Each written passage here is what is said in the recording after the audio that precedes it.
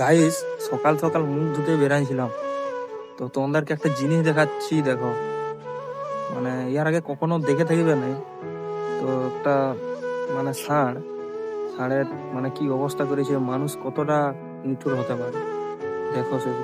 এই ষাঁড়টার একটা পা কাটে দিয়েছে কে, মানে একদম হাড় ফাড় শেষ শেষ করে দিয়েছে, একদম কিছু নেই। মানে কি অবস্থা করেছে দেখো। মানে সম্ভবত কুড়হাটে চটানি।